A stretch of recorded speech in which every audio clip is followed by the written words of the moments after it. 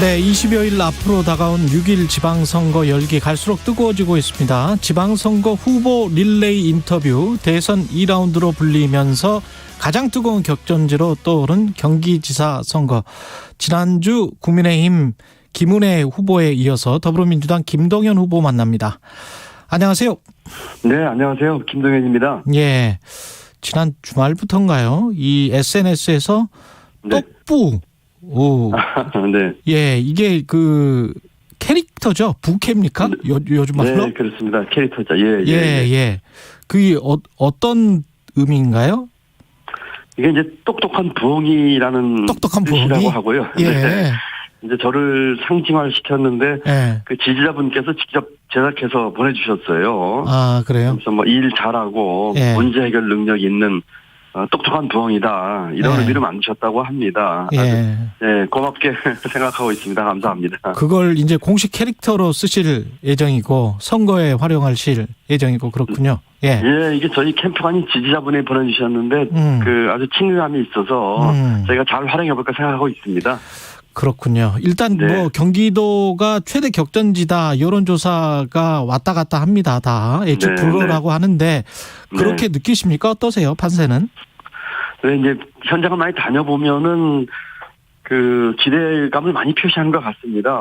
오랜 국정 경험으로 민생 회복이라든지 경기도가 이제 산적한 여러 현안들을 푸는데 그 적당한 사람이다 하는 그 기대를 많이 받고 있고 예. 또 말꾼보다는 일꾼이 필요하다 하는 얘기를 좀 많이 하시는데 이제 뭐 오늘 또 내일 또 새 정부 이제 출범하게 되면은 또 여러 가지 이제 지형상 이제 쉽지 않은 상황이 또 올 텐데 열심히 해서 반드시 이기도록 하겠습니다.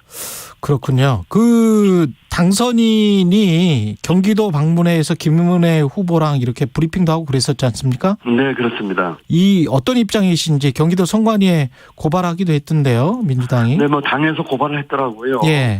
저도 명백한 이건 선거법 위반, 정치적 중립 위반이라고 생각을 합니다. 특히 이제 문제가 되는 게 그 뭐 당선인이 뭐 다니는 거가 그 또 문제가 될 수 있지만 후보를 대동을 했다고 하는 것, 예. 또 여러 그 민생 현장 내지는 그 프로젝트 이렇게 보고받는 자리에서 중앙부처 뭐 고위공무원들이 와서 이제 보고하는데 예. 후보들을 또 배석을 시켰거든요. 이거는 뭐 이 선거에 영향을 미치는 의도가 명백하다 이렇게 생각해서 선거법 위반 또 선거 중립 위반이라고 저희는 생각합니다. 예, 당선인은 브리핑을 받을 수 있지만 후보까지 간 거는 문제가 있다. 네, 후보까지 뭐 대동을 했고 또 예. 배석을 또 시켰거든요. 그리고 예. 보고를 중앙부처 뭐 국장인지 실장인지 하는 분들이 하는 자리에까지 배석시킨 거는 명백한 그 선거에 영향 미치는 의도가 있다 이렇게 봅니다. 예, 지난번 대선과 비슷한 이름들 이재명, 안철수, 김동연 뭐 이렇게 나왔어요. 네, 네. 그렇습니다. 이재명 고문이 인천 개항을 하고 안철수가 이제 분당 한다고 하는데 네. 어떻게 보세요? 민주당 안에서도 이재명 고문의 개항을 출마에 관해서 여러 가지 의견들이 있었던 것 같은데. 네. 아무래도 이제 뭐 윤석열 당선자가 이제 대통령 취임하게 되면서 그동안 인수했던 걸 보면 그 오만과 독주가 이제 있을 것 같다고 예상을 하고 있거든요. 예. 그렇기 때문에 이번 지방선거에서 그 윤석열 정부를 견제하는 그런 그 민주당이 반드시 그 이겨야 된다 이렇게 생각을 하고 있고 특히 수도권이 중요하지 않겠습니까? 예. 이재명 고문이 이제 그 수도권 또 나아가서는 전국 지방선거에 그 힘을 좀 보태면서 승리의 견인을 좀 하겠다 하는 그런 취지로 생각을 하고 있고요. 예. 저는 뭐 개인적으로는 이재명 고문과 지난 대선에서 이 가치 연대를 그 했기 때문에 그와 같은 이 정치 교체나 국민 통합의 가치를 그 함께 또 추진하고 확인하는 뭐 계기가 됐다 이렇게 저는 평가하고 있습니다. 경기도지사 선거 하시는데 좀 도움이 되리라 이렇게 보세요? 네, 뭐 이재명 지사가 이제 총괄 선대위원장을 그 맡았기 때문에 열심히 이제 저를 비롯한 수도권 또 전국 지방선거에 힘을 보탤 거라고 생각을 하고 함께 또 시너지 효과가 내도록 최대한 노력을 해야 되겠죠. 예. 국민의힘에서는 이제 불체포 특권을 얻겠다는 방탄용 출마다. 대장동 있는 분당을 피해서 강세적인 인천 계양을로 간 것도 문제다. 뭐 이런 비판을 한단 말이죠. 이런 논리는 네. 어떻게 듣고 계십니까? 저는 뭐 그렇게 생각하지는 않고요. 예. 뭐 이번에 뭐 그 수사권이나 기소권의 분리라든지 등등 이런 것들도 그렇게 속도를 하시는데 어차피 그 대통령 새로 취임을 하게 되면 수사권, 검찰권 모두 다 윤석열 정부의 검찰이고 수사 담당하는 사람들이거든요. 예. 그렇기 때문에 이거를 그 어떤 보호하기 위해서라도 이렇게 보고 있지 않고요. 아무리 예. 뭐 국회의원이라고 하더라도 그 명백하게 만약에 검찰과 수사에서 이렇게 하게 된다면 그 거기에 따라서 명명백백하게 결과가 나올 것이고 또 면책특권이나 뭐 불체포특권 때문에 그 보호막으로 그 안에 들어가려고 하는 의도를 뭐 지난 대선 후보 그 유권자의 과반수 표를 얻은 대선 후보가 그런 생각에서 했다고는 생각하지 않습니다. 예. 그 안철수 전 인수위원장의 분당갑 출마는 어떻게 평가를 하세요? 글쎄요, 지금 뭐, 김은혜 후보 같은 경우도 사실 출마에 어떤 명분이 있는지 저는 의문이었거든요. 이거는 뭐, 당선자의 입, 또 행정 경험은 전무하고, 또 소위 그 자객공천의 수혜자거든요. 예. 안철수 인수위원장도, 인수위원장을 하면서 이렇게 존재감 없이 이렇게 하셨는데, 국회의원 배지 달기 위해서, 뭐, 안전한 선택을 한 것이 아닌가 하는 측면에서 그다지 명분이 있어 보이진 않다. 이렇게 저는 보고 있습니다. 김은혜 후보 같은 경우는 중앙정부 차원의 이제 지원을 강조를 하지 않습니까? 여당 후보. 네네. 네. 이 부분은 어떻게 반론을 하십니까? 심지어는 뭐 여차하면 용산 집무실 언제 뛰어가겠다 이런 얘기까지 하는 것 같은데. 예. 이 중앙정부와 지방정부는 수평과 협력 관계입니다. 만약에 중앙정부의 지원에만 목을 맨다면 그야말로 천수답 도정이지요. 저는 정부에서 오랫동안 나라 살림 책임지고 경제 총수까지 하면서 지방정부의 그 당이 어디냐에 따라 가지고 정책을 고려하거나 한 적도 없습니다. 예. 예를 들어서 제가 이제 뭐 반도체 클러스터라든지 혁신 성장하겠다고 하는데 어느 대통령과 어느 중앙정부가 그걸 반대하겠습니까?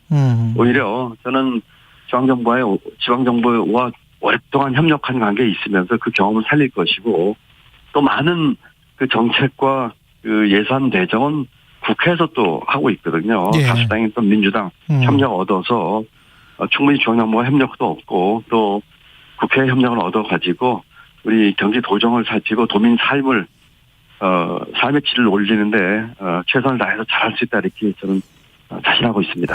아까 모두에도 말꾼이 아닌 일꾼을 뽑아야 한다 이런 말씀을 하셨는데 김은혜 후보는 말꾼, 김동연 후보는 일꾼 이렇게 차별점을 강조하고 계시는 것 같은데 그렇습니까? 네, 그렇습니다. 예. 말하시는데 아무래도 오랫동안 전문인분 저는 그 일을 했지요. 34년 국정을 담당했고 대학 총장을 했고 그 문제 해결을 현장에서 했고 그렇기 때문에 아무래도 차별화가 거기서 나올 것이라고 하는 것을 우리 도민 여러분께서 이해하시리라고 믿습니다. 그 지역 현안이나 정책들을 좀 구체적으로 설명을 해 주시겠습니까? 네네. 지금 아무래도 이 경기도의 가장 큰 현안은 저는 부동산 문제, 교통 문제, 그다음에 일자리 문제라고 생각을 합니다. 예. 부동산 문제는 1기 신도시 조속한 해결, 또 반값에 가까운 주택 공급을 통한 청년과 이 신혼부부를 위한 그 대책을 만들고 있고요. 예. 교통은 GTX 그 차질 없는 이행과 확장 또는 신설 등을 통해서 이 서울로 출퇴근하는 도민들 하루에 1시간씩 돌려드리겠습니다 하는 공약을 내세우고 있고요. 일자리를 위해서는 혁신을 통한 성장, 특히 3만 스타트업 통한 60만 개 일자리 이런 걸 통해서 경기 지역 경제 활성화와 또 일자리 100만 개 만들겠다 이런 공약들 내세우고 있습니다. 그 주요 아젠다가 지금 김은혜 후보랑 다 비슷한데 부동산 같은 경우 1기 신도시는 어떤 점이 다른지 좀 말씀을 해 주십시오. 김은혜 후보. 1기 신도시는 저희는 이제 특별법 제정을 통해서 추진하려고 하고 있고 지금 국회에서 이제 민주당이 다수당으로 있기 때문에 국회에서 이제 법 제정에 있어서는 아무래도 민주당과 협력할 수 있는 면에서 저희가 잘 추진할 수 있다 이런 말씀을 드리고요.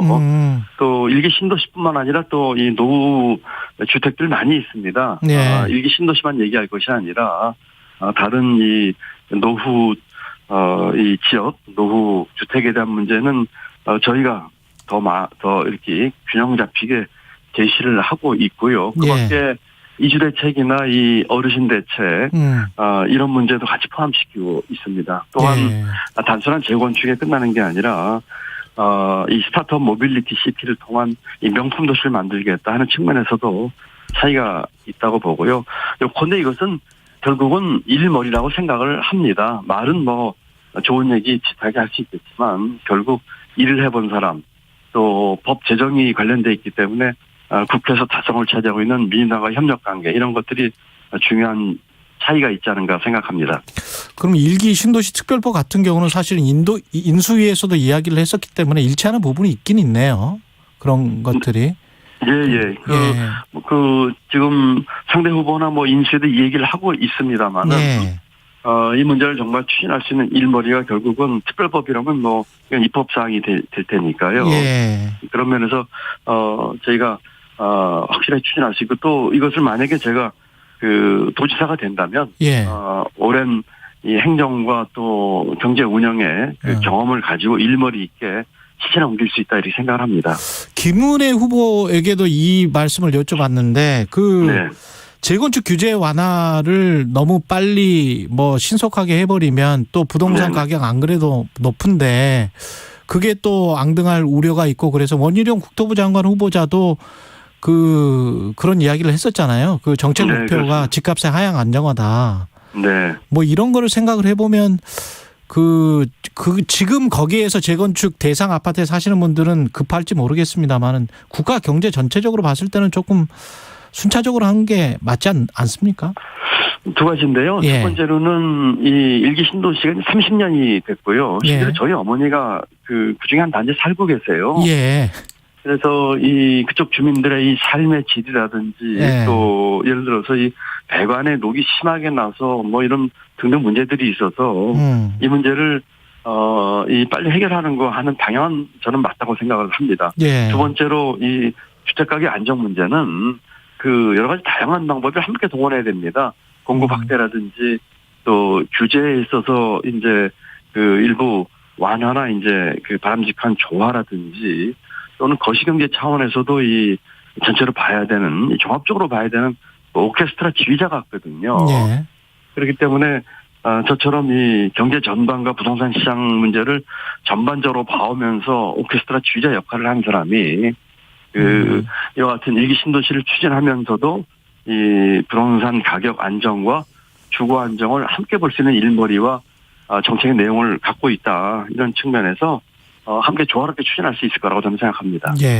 그리고 이제 김은혜 후보가 최근에 소상공인 손실보상금 600만 원 균등 지급 공약 이거를 내세웠는데 인수위나 그전 이제 대선 공약 보면 이제 윤석열 후보가 지키지 못한 측면이 있고 김동연 후보는 소상공인 손실보상 문제는 어떻게 접근을 하십니까? 지금 이제 가장 큰 문제는 대선 공약을 파기하고 있다는 것이지요. 지금